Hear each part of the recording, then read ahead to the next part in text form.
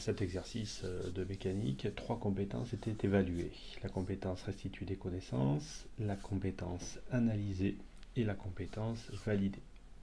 Pour la compétence restituer des connaissances, il fallait énoncer le principe d'inertie, qui dit que dans un référentiel galiléen, si les forces agissant sur un objet se compensent, alors il demeure immobile ou en mouvement rectiligne uniforme. Dans la deuxième question, il s'agit de la compétence analyser.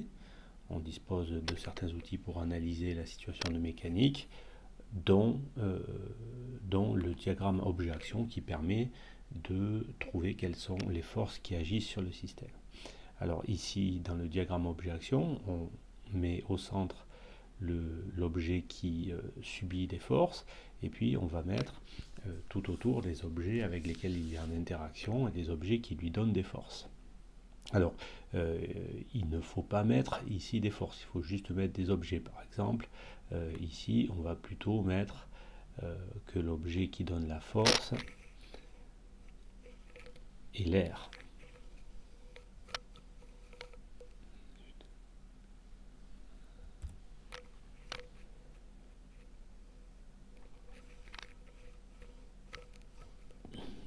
Alors, puisque c'est une action de contact, on va utiliser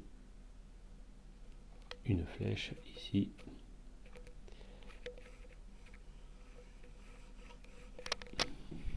qui est continue.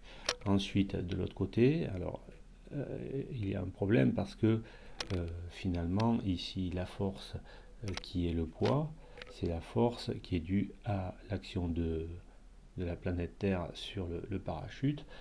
Donc ici, on va remplacer cela, c'est la force de gravitation, par ici, donc l'objet qui agit sur le parachute et le parachutiste, c'est la Terre. Et ici, puisqu'il s'agit d'une action à distance, eh bien, on va la placer sous forme de pointillé. Voilà.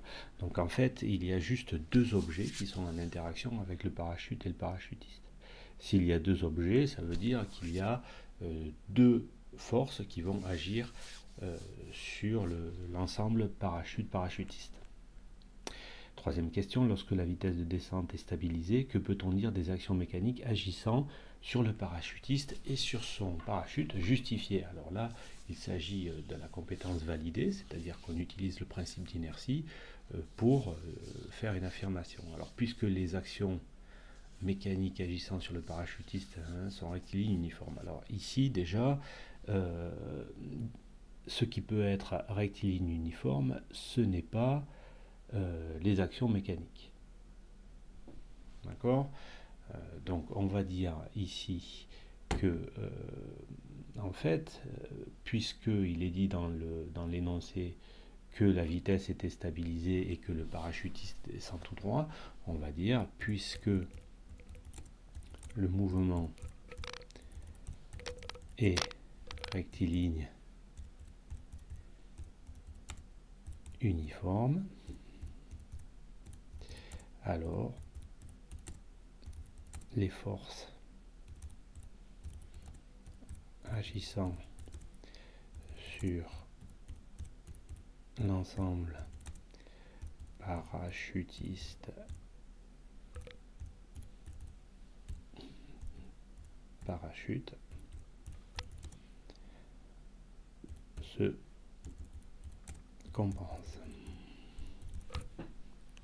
Voilà, donc ici, il s'agit bien de valider puisqu'on utilise le principe d'inertie pour faire cette affirmation.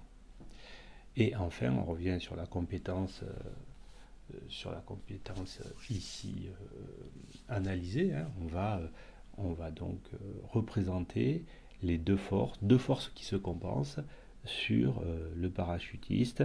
Alors normalement, il faut utiliser une échelle particulière, mais alors il y a ici effectivement la force exercée par l'air sur le parachutiste. Hein. Celle-ci, elle est correcte. Elle agit vers le haut, et puis son point d'application, il est il est ici vers le parachute. Et puis le poids, il agit vers le bas et son point d'application, il est plutôt vers le parachutiste. Donc là, ça fonctionne bien. Et puis, enfin, cette force, ici, par contre, on l'avait dit, elle n'existe pas.